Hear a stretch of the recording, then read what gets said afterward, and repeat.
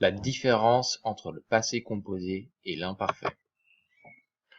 Je me promenais dans la rue. Se promener est écrit à l'imparfait parce que c'est une description. On décrit la situation. Tout à coup, je suis tombé. Tomber est écrit au passé composé parce que c'est une action qui est indiquée avec le tout à coup. J'ai mangé des biscuits et j'ai regardé la télévision. Ce sont deux actions qui se suivent. La première, j'ai mangé des biscuits, et la deuxième, j'ai regardé la télé. Les deux actions sont écrites au passé composé. Je mangeais des biscuits quand je regardais la télévision. Ce sont deux actions, mais qui se passent au même moment.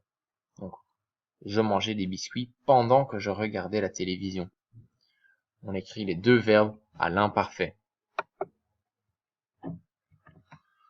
Ce matin, je me suis brossé les dents.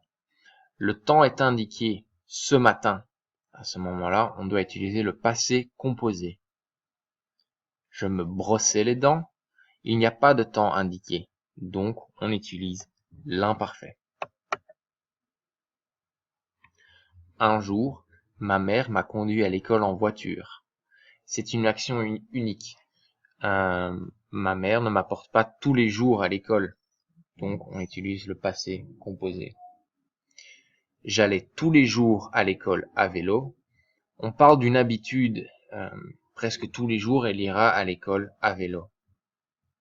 Donc, on utilise l'imparfait. Voici un résumé des différences entre le passé composé et l'imparfait. Donc, en fait, quand on doit utiliser l'un ou l'autre. Pour le passé composé, nous allons l'utiliser quand il s'agit d'une action, une succession d'actions, quand le temps est indiqué ou lorsque c'est une action unique.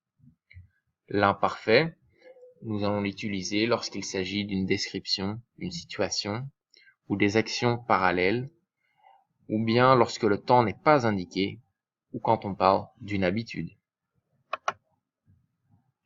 Maintenant, c'est à vous de faire les exercices. Bonne chance!